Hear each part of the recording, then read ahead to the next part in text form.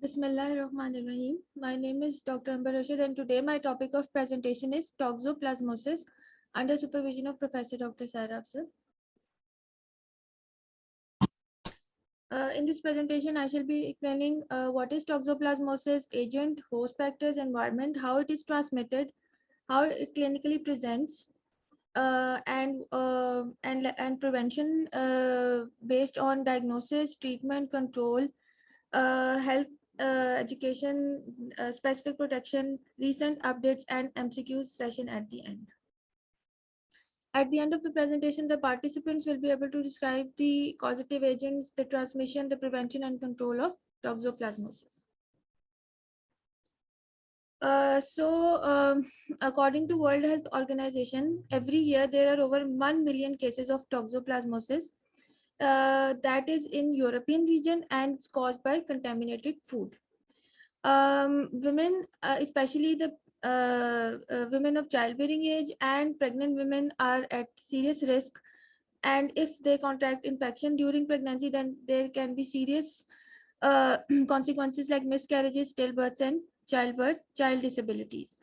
And persons with compromised immune systems are also at higher risk of developing severe forms of toxoplasmosis. Overall, the global annual incidence of congenital toxoplasmosis was estimated to be 190 cases overall. And this high burden was seen in South America and also in Middle Eastern countries and low-income countries. And it was suggested that between 30 to 50% of the global human population was infected. And in countries where moist climate and warm, humid conditions present, like Central and Southern Europe and Africa, the infection and also Asia, the infection is more than between in 50% of the populations. As in Pakistan, the toxoplasmosis gonadai, that is the causative agent for this disease, is found in most parts of the world along with many areas of Pakistan. According to one of the papers published, the overall seroprevalence for this disease was for the antibodies was 47.2%. And it was seen that the prevalence of this infection was high in first trimester as compared to second and the third. And the seroprevalence was high in younger age groups between 18 to 25 as compared to the age group 26 to 33. And high prevalence was found in uneducated as compared to educated. So it is also related to literacy rate. Now it's a case study. A 39-year-old woman presented to emergency department with a few hours of altered mental status, facial drop, and slurred speech. And she has been tired and suffering from memory loss for the past week. A CT scan was done, basic investigations were done, and on CTs was found that had multiple regions, there were hypodensities, and there were also remote local cortical and subcortical infarcts. With the labs, WBC-CRP was raised. Initially, cerebrospinal fluid analysis did not reveal any significant finding. However, subsequent analysis showed toxoplasma and multiple copies, several thousand copies. And serology was negative for HIV, Epstein-Barr, BNC, and toxoplasma gonadai. IgG was positive, and toxoplasma IgM was normal. It means that this was the chronic infection, because in acute infections, IgM is positive and the IgG levels are uncertain. So coming up to the brief description of the agent. So it is an obligate intracellular parasite, that is toxoplasma gonadai, and it belongs to a coccidian parasite. And this toxoplasmosis caused by toxoplasma gonadai is a part of torch infections. That includes toxoplasmosis, cytomegalovirus, herpes simplex virus disease, hepatitis virus, HIV disease, and varicella and parvoviruses. Zika virus has also been included in these torch infections, agents causing torches infections. And these torch infections are considered a serious health problem, because if they are because if the pregnant women acquires any of these infections, then serious congenital anomalies can occur, and even deaths, and even in immunocompromised patients, the death rate is very high. So generally, it has three forms: the Toxoplasma gondii, the asexual form, the tissue cysts, and the sexual forms of oocysts. Um, all ages are susceptible, but higher prevalence in women at childbearing age and younger population. Gender, there are different reports of susceptibility, as in some countries women are more susceptible than men, or they can vary. And acquired immunity in women is particularly protective to the fetus, but in immunocompromised and AIDS patients, the host resistance changes and the results can also changes. Incubation period is from 10 to 23 days after ingestion of uncooked meat, and from 5 to 20 days after ingestion of oocysts from the cat feces. So cat is the definitive host that that sheds oocysts in the feces, and that can be transmitted to the intermediate host, that can be the mammals, warm-blooded animals, or can be transmitted to humans. And there is also transmission to the vertical transmission is also there. So intermediate hosts can be mammals, birds, and men. Here you can see that the definitive host is the cat. The intermediate hosts that consume this raw meat gets this oocysts can be the intermediate host, and man can also be the asexual cycle is completed in these intermediate hosts. And the main sexual cycle that produces the oocyst is completed in the definitive host. So transmission, as I've already told, is by oocyst, contaminated tissue cyst, blood transfusion, transplacental, and laboratory accidents that transmits cacosites informed in the infected blood. For HIV patients, there can be serious consequences, and they can have seizures, fever, visual defects, facial nerve palsies, and if the CD4 count is 78 per microliters, then CT scan shows multiple enhanced regions in the basal ganglia. So coming to the congenital toxoplasmosis, that is a serious complication after having this infection during pregnancy. So these newborn babies can present with visual impairment, microcephaly, hydrocephalus, and intracerebral calcifications. And the symptoms are widely classified as classical triad of congenital toxoplasmosis, that is hydrocephalus, intracranial calcifications, and chorioretinitis. So whenever the person is having an acute infection, then the toxoplasmosis is seldom diagnosed or reported, because most patients with healthy immune systems do not present with any serious symptoms. So some short-term effects of toxoplasmosis include fevers, muscles, pains, sore throats, headaches. Unless tests are carried out, and toxoplasmosis infection can be mistaken with the flu. So people with healthy immune system have mild symptoms. But if the person with chronic goes into the chronic state, then the cysts can go to brain and muscles and can cause ocular toxoplasmosis, that is a serious complication that may lead to blindness. Ocular disease and blindness is the serious complication, and the hallmark feature is the retinochoroiditis. And there are various lesions and vitreous cells, fluffy, white, yellowish, but no retinal lesions, retinal hemorrhages. And there can also be recurrence of this infection with inflammation of pain, redness, sensitivity, and increased intraocular pressures. The main individuals that are more susceptible to these infections, having more serious illness, are people with immunocompromised symptoms, having immunodeficiencies, or HIV, or pregnant females, as I've already mentioned.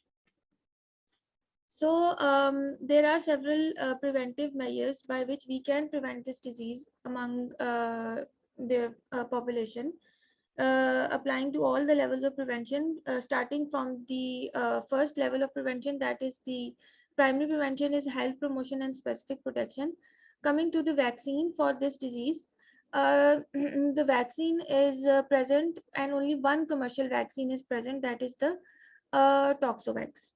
And actually, it is licensed for the use and for animal use. For human use, there has no current licensed vaccine available, and further studies are being done to develop a vaccine for humans as well, but a commercially available vaccine for animals, especially cat, is available, but in limited countries like UK, Ireland, France, and New Zealand. For the health promotion part, there is importance that it spreads the message for the good food hygiene, good food handling, safe food, and there are also 5 keys of WHO for safe food. Properly cooked meats that I shall be explaining later on. So coming to the diagnosis, diagnosis can either be direct microscopy for detection of the tachyzoids, that can be done, or blood cysts or tissue cysts, that can be done by the staining methods like Giemsa stain, PS stain, silver stains, and immunoperoxidase stains. There is also serological test that can be for the detection of the toxoplasma antigens by ELISAs. And the toxoplasma antibodies can also be detected, and there are specific tests for these detection of antibodies. There is the Sabin-Feldman test, IgM ELISA, IgG ELISA, and IgG avidity test.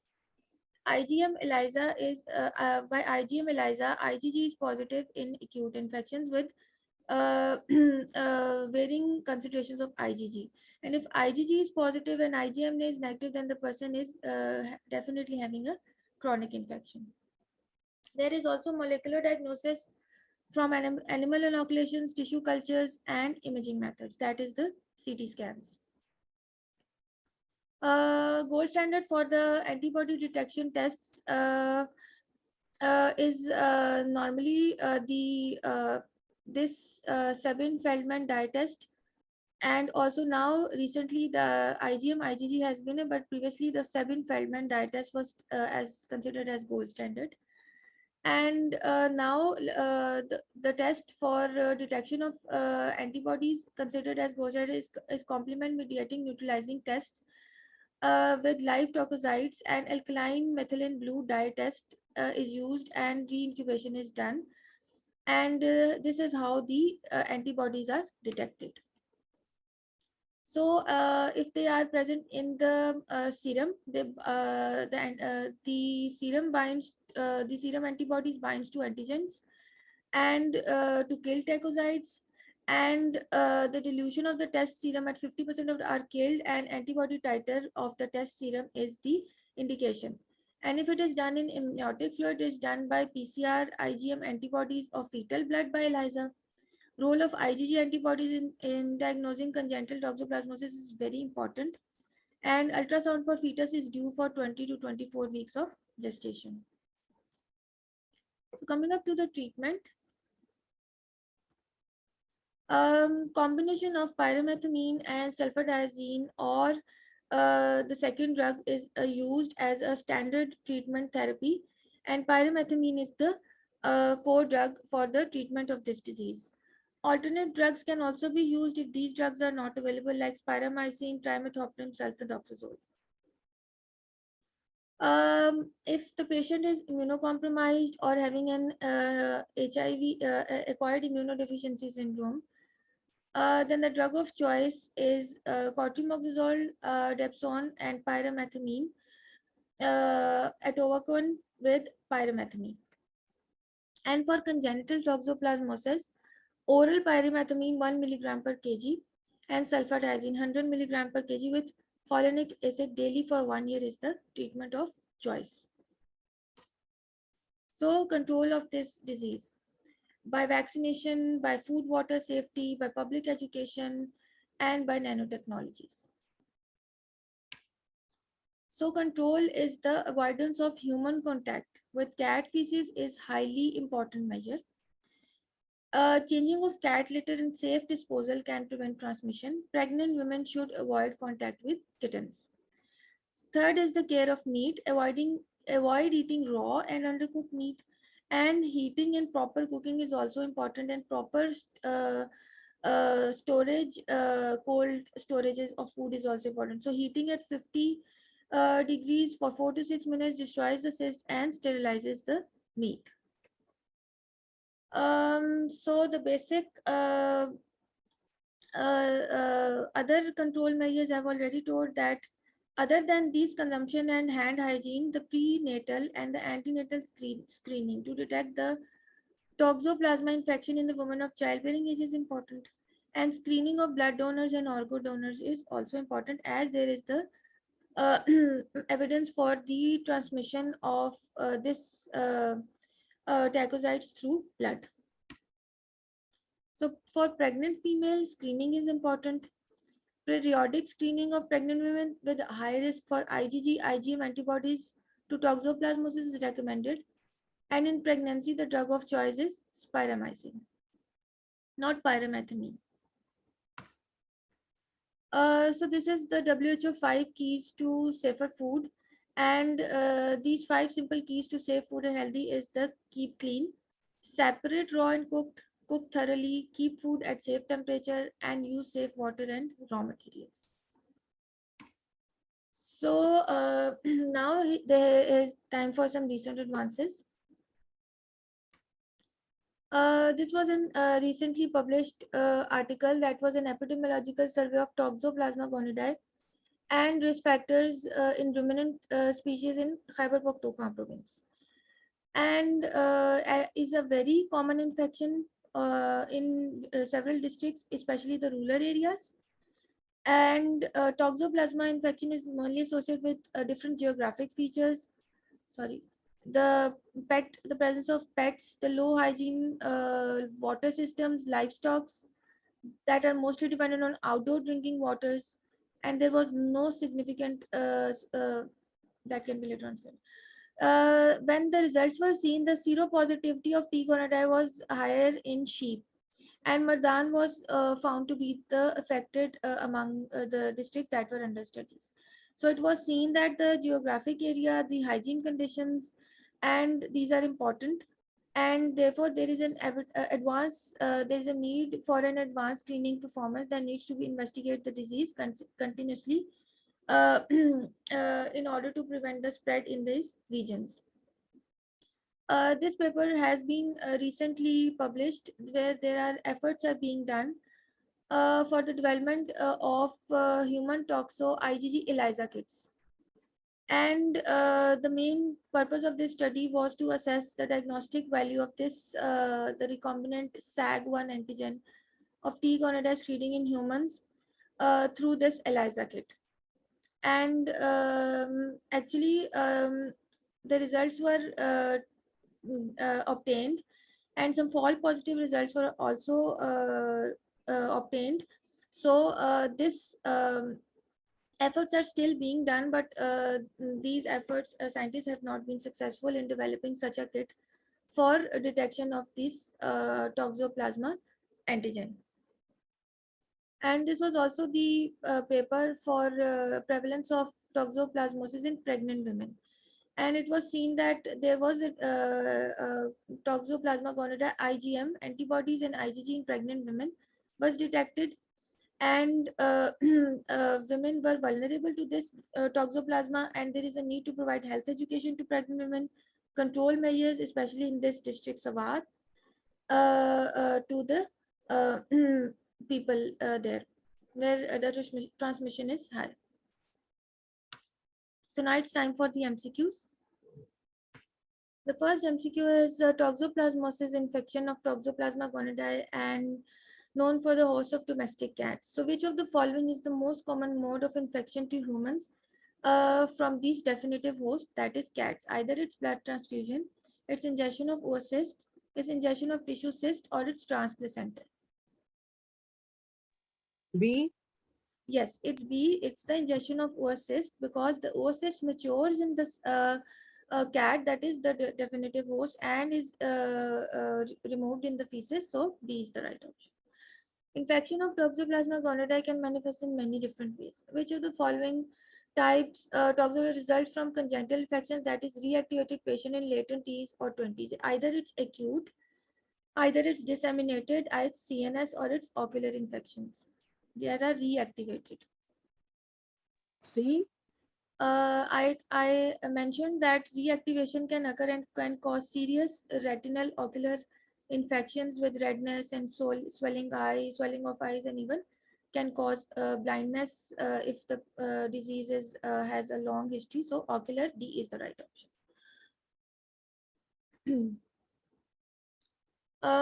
So for the third MCQ, the Toxoplasma gonadai is diagnosed and indirect fluorescent antibody tests for IgG, IgM antibodies. Which of the following results for the serology shows an acute infection? IgG equivocal or uncertain and IgM is positive.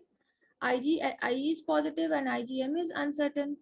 IgG is positive and IgM is negative. IgG is positive and IgM is also positive. So for acute infection, which of the condition will be found on performing these following tests? C. No, IgM being positive and varying levels of IgG, as I've already told, is the main indication of having an acute infection. So A is the right answer. So next is why the cats are considered as a definitive host for the Toxoplasma gonadai. Either is they are the only warm-blooded animals infected by Toxoplasma gonadai. Either they are the host that sexually matures and adult forms of Toxoplasma gonadai. C is they transmit Toxoplasma gonadai transplacentally, and D is they are only infected with immature parasites. D. B is the right answer. They are the host for the sexually mature adult form of Toxoplasma gonadai.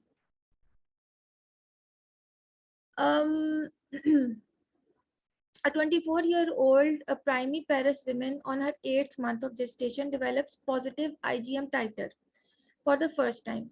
She should be advised by her physician that major organ damage can be reversed by prompt treatment. Retinochoroiditis can be prevented by drug treatment of infant with positive IgM response. A newborn with positive anti-toxoplasma IgG response should be treated with antiparasitics. The child are likely to be infected and all future fetuses. A. Actually, whenever there is a chance for that there is an early detection, in the 8th month, so there are possibilities that the changes in the fetus has been occurred and some kind of organ dysfunction has been done. So main feature is retinochoroiditis that can be prevented by drug of infant, as already told that the treatment is available with pyrimethamine and other drugs on for 1 year. So B is the right answer. Later on, for the 6th MCQ is the 30-year-old veterinarian visits her obstetrician for the first trimester prenatal checkup.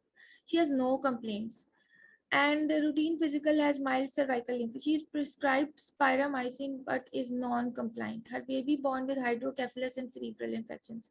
Which of the following is most likely responsible? C. It's Toxoplasma gonadai. D. Yes, C is the right answer because it's Toxoplasma gonadai. The patient was prescribed spiramycin, and the patient was not treated and not properly screened for Toxoplasma infection. And when the baby was born having hydrocephalus and cerebral calcifications, so it is most probably infection for Toxoplasma gonadai. Now, toxoplasmosis in fetus can be best confirmed by IgM antibodies against toxoplasma in mother, IgM antibodies against toxoplasma in fetus, IgG antibodies in toxoplasma against mother, or IgG antibodies against toxoplasma in fetus. B. Actually, B is the right answer. IgM antibodies against toxoplasma in fetus is the ideal test. So, which of the following is used as the ideal therapy for the toxoplasmosis? Either it's artesunate, it's ciprofloxacin, pyrimethamine, or thioacetazone. The drug of choice, yes, it's pyrimethamine. D is the right answer. Now, in comparison to the other torches infections, if an immunocompromised patient comes with a retinal infection and retinitis, and a diagnosis of toxoplasma retinitis is made. So, which of the following feature uh, favors the toxoplasma infection? Now it's correct. So all of the features are the features for the toxoplasma retinitis, except one of the features that favors this infection over cytomegalovirus. And which one of the following is that option? Either it's ocular pain, it's dense vitreous reaction, it's retinal hemorrhages, it's granulomatous anterior chamber reaction, or scattered small lesion in posterior segments. C. Yes, C is the right answer. As I've already mentioned, that retinal hemorrhages is the key feature for this cytomegalovirus infection, but not for this toxoplasmosis infection. And for the last is, which of the following is the commonest infection causing blindness in adult man? It's tinea solium, it's plasmodium, it's toxoplasma, or it's toxoplasmosis.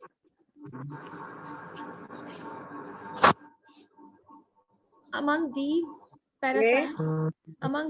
parasites, which of the following would causing adult blindness? Adult blindness.